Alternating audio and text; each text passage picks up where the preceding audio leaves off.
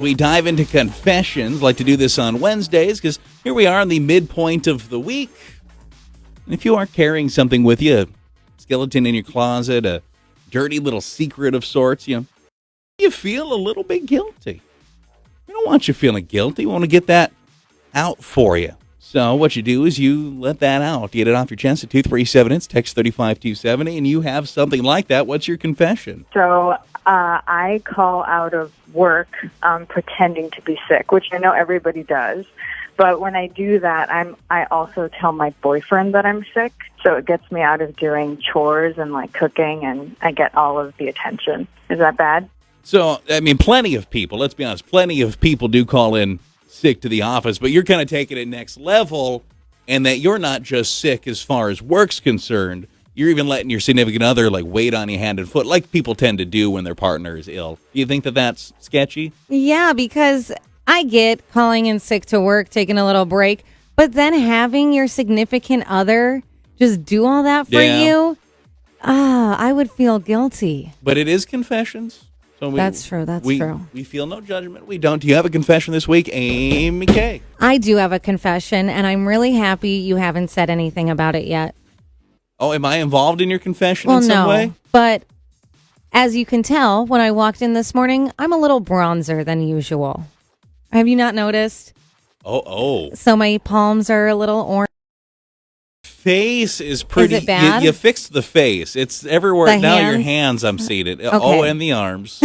Okay, so I'm Yikes. gonna be. Come on, okay, I'm going to be. This is confessions. Yeah, you sorry. don't need the side comment. Didn't realize that the headlights we have at the studio were tanning lights. Yowza. Okay, so I'm going back home to see family, and I wanted to get a spray tan, but during the pandemic, when everything was kind of closed, I found a nice website that it has this foam stuff with a brush that you do it yourself. And I fell in love, and now I just constantly buy this product, and I give myself like spray tans at home. You do realize that you've never done anything like this that you've been happy with. It's I know. always too much. So, but I found a new one. It's still the same brand, but this one is one where it's an instant. So you put it on, and then you can leave it on for an hour for a lighter glow, 2 hours for a medium glow, 3 hours for the deep, dark glow. And then after that time frame you choose. So you went with 7?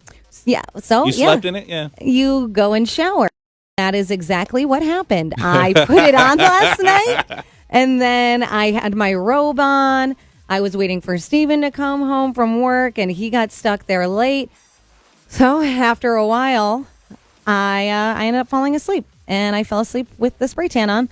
So it's a very deep pumpkin spice color, I would say. So on a scale of, like, say, Frosty the Snowman to Snooki, you went full Snooki. Yeah, that's really how I look, and which it's embarrassing because when I go home, I'm going to see a lot of my friends from high school, and in our yearbook, they were voted were most likely to be on Jersey Shore because that's what was popular back then.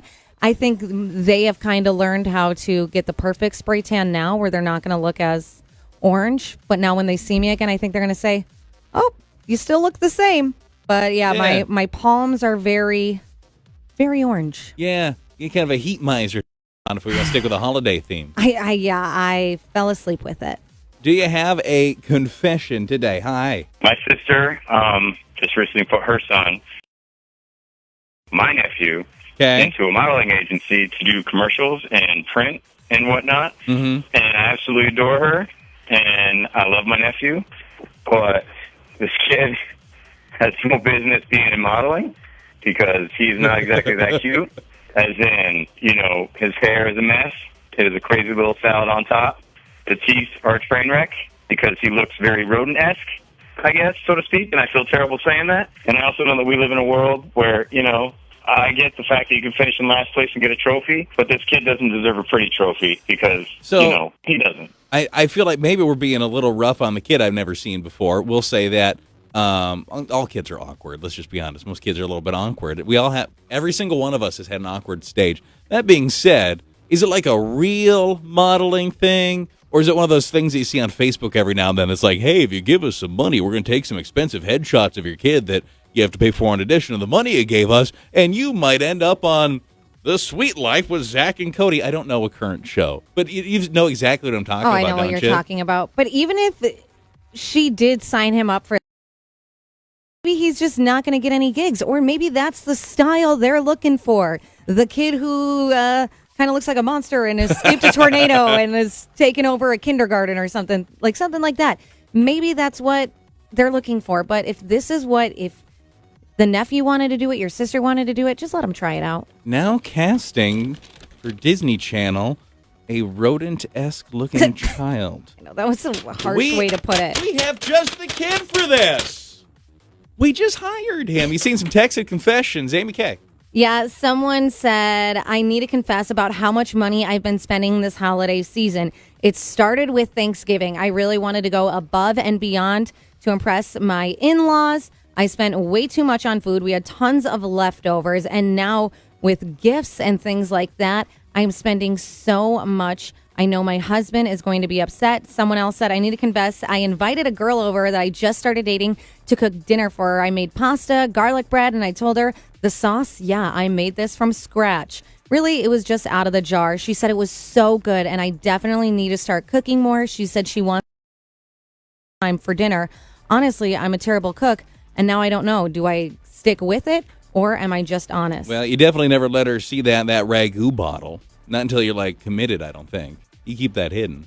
No, wait until you're committed, and then she's going to fall in love with someone who's this great chef, and then she's like, oh, wait, you're not. You keep it going forever. Your confessions, 237, it's text to the Playhouse 35270. Dirty little secret skeletons in your closet. It's 8 o'clock on Y94. Why you always in the